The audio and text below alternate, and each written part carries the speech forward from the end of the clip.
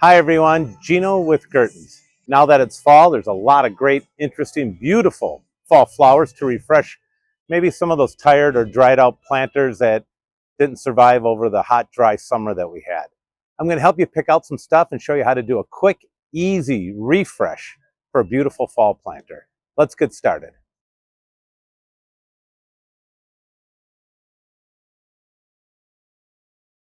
Look at that beautiful rutabaga. That'll look great in our planter. Look at the rich gold, yellow, orange. That doesn't say fall. Nothing does.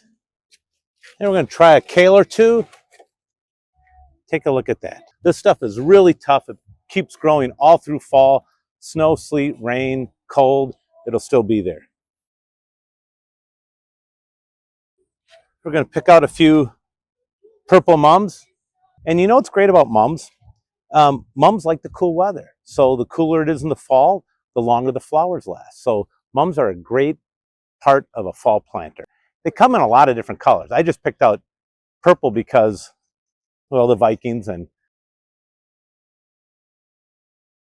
so as you see, there is really endless choices of stuff to throw into a pot. But I love ornamental peppers. So I think maybe we'll make sure we got room for some ornamental peppers. Look at those. Those just are beautiful. And you can start to see how some of this stuff is going to look really nice in a planter. And I might have to throw in a little celosia. Take a look at that. That is stunning. That'll make that pot jump out. It's got a little bit of hint of summer, but the color is autumn, autumn, autumn. Look at this other type of celosia. This is fire purple. Look at that's just beautiful. I couldn't walk past this. So I'm going to grab a couple of these. Maybe we'll have room. And don't feel bad if it doesn't fit in the pot. I can already tell you I probably got too much for the pot, but it's okay. We'll include everything we can, and we'll just keep working from there. I just love this black millet. You know, it kind of gives you that corn look. I got to pick one out that's going to work for the pot I got in mind. So take that. That'll be the tall feature in our planter. But that just looks great. So here's another thing to put in your pot that defies cold weather. Pansies. These things are tough. They're like the kale. Look at that yellow and bronze in there. Isn't that nice? Again, these colors for fall are so vivid. They're really beautiful.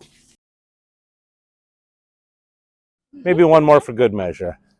Again, I don't know if this is all going to fit or not, but we'll give it a try. I'm going to grab a little bit of fertilizer for our pot so everything is well fed deep into the fall. So now I have everything gathered. And since I'm not at my house, we're here at Gertens shopping today. We're going to go pick out a pot. I want to encourage everybody to try this on their own because it looks complex and it's simple. So don't have any apprehension about giving this a try. We're going to go pot these up. It's going to take like 2 minutes and it's going to look great. This is the hardest part of the whole deal because these are just beautiful pots, right? So a lot of people are concerned that, oh, if I plant something in fall, the pot will break, it'll freeze in the winter. If you use good potting soil, really important, if you use good, well-draining potting soil, and I'll show you the potting soil we're going to use, your planters don't break. The water, excess water will flow through them. When it gets really cold, they won't expand and freeze and pop your pot. So I leave my planters out all winter long. I like this one. And then there's another one over here that I really think is beautiful. What do you think of this white and brown glazed? That's my favorite. That's your favorite, Terry? Yep. So I might have to overrule you because you spoke before I showed you them all. So there's a couple more that I really like. I call this like the volcanic glaze on it. Take a look at that pot. That is just a beautiful pot. This one's got a little bit bigger circumference to it. It's a little bit larger pot. With me, I always advise people get as big a pot as you can manage. The plants do so much better in larger pots. If you have the space, use as big a pot as possible. Your planters will do much better. Your flowers will survive in the heat of summer much better. You can go less frequent in between waterings. There's one more I really like I want to show you, and then we'll make the final decision. I'm attracted to the green and brown. So I have one with a rolled rim, and then I have another one Geez, I hope I can lift this sucker. What do you think of this one? Ugh. Ugh. With the smooth rim on it. I think we'll try this one. Like I said earlier, using a good lightweight potting soil is the magic in doing your planters at home. If you buy your potting soil at Gerton's, you're going to get good potting soil. We won't let you go home with lousy potting soil. It has all the good ingredients in it. It has pine bark, it has rice hulls, it has peat moss in it. Mycorrhiza, your plants will flourish in it. Plus, it drains properly. So it doesn't become mud in a bowl that turns into an ice cube in winter. You have your planters out in the wintertime, it does not crack your pots.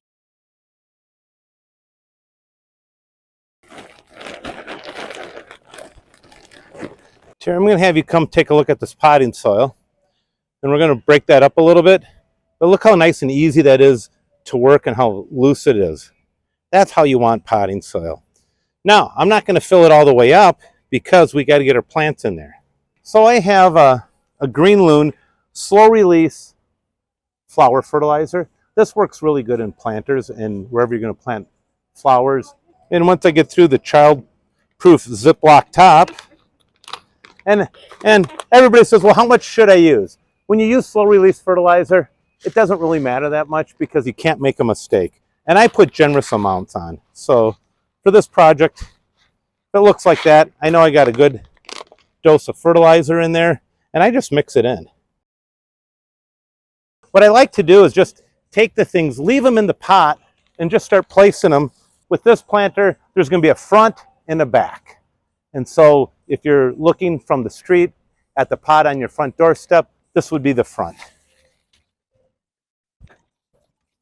Look at that solution. That just jumps out beautiful. What do you think of those purple ones nice and out front there? Oh, those are beautiful. Aren't those nice? Yeah. All right.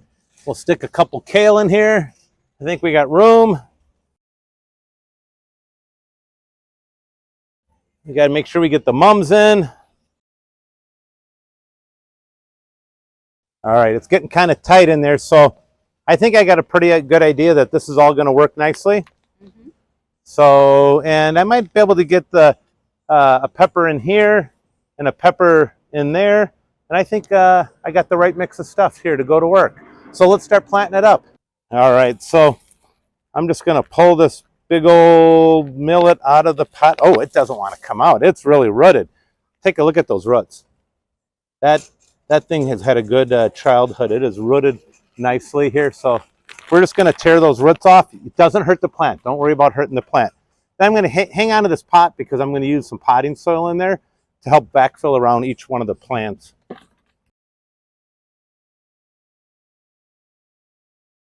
want the tall stuff in back. Look at that rutabaga. Boy, if that doesn't say autumn, nothing does. I mean, that is a great, great looking plant. Those colors are just wonderful. I'm going to adjust the soil a little bit so I got the right height on everything. And, you know, a lot of times people are afraid to push the roots together in the pot. You know, you take them out of the pots and maybe you got to do a little squishing on the roots. You can do that. You won't hurt the plant. It's just fine. If you give it a good watering, everything is forgiven.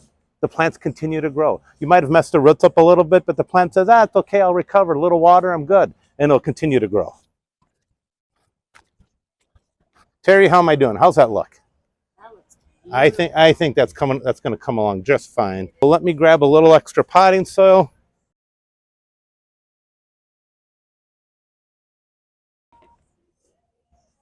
And then I start pushing in the little extra potting soil into the crevices. So all the roots are surrounded by soil.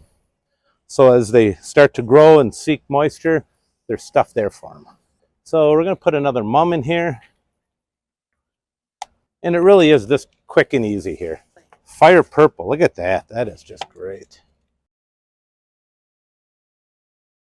We're going to let that kind of hang over the edge. So you can see on these, I let them flow kind of out that way. And I'm going to put that kale in the middle. You know what? I'm going to make a little field decision on what I'm going to do here. I'm going to put a little bit more soil in there. I didn't have these peppers in there before in my first try, but I think I'd feel bad if I didn't include them. So I'm going to include those. And look at it, I pushed down hard on that. It doesn't hurt. It doesn't hurt them. And you know what? I think I got a little room for a pansy or two. So why not? Let's throw that in there.